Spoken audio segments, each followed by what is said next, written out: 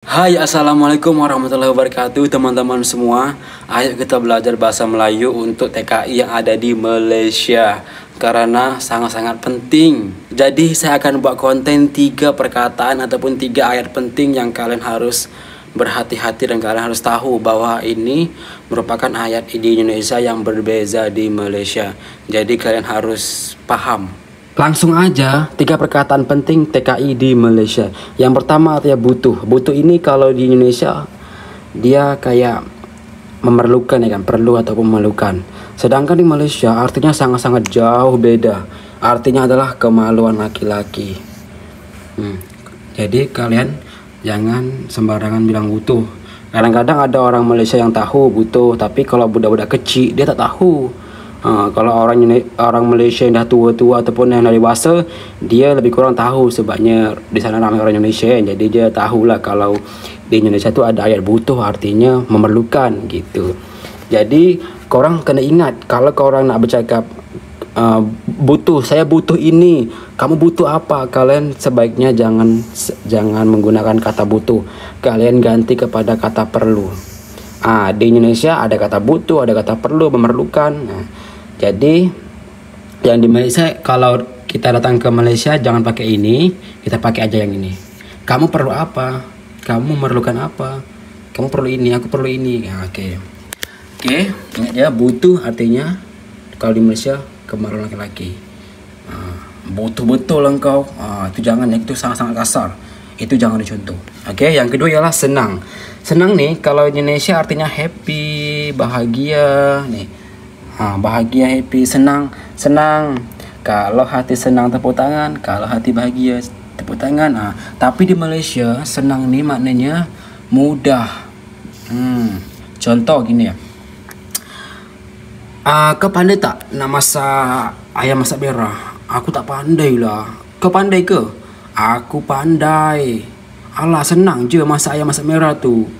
Simple je barang-barang yang bahan-bahan yang kita gunakan. Lepas tu contoh lagi, kau pandai ke matematik? Aku tak pandai lah.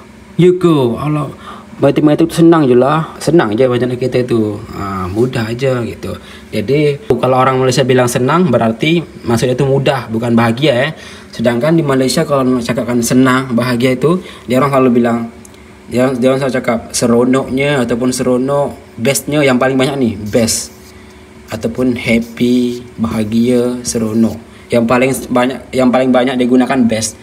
Yang last sekali ialah aku dan saya. Di Indonesia dan Malaysia ada ayat ataupun perkataan aku dan saya. Cumanya majoriti, kebanyakan orang Malaysia dia banyak menggunakan saya ketika bersembang ataupun bertanya dengan orang asing ataupun orang yang lebih muda daripada dia ataupun lebih tua daripada dia.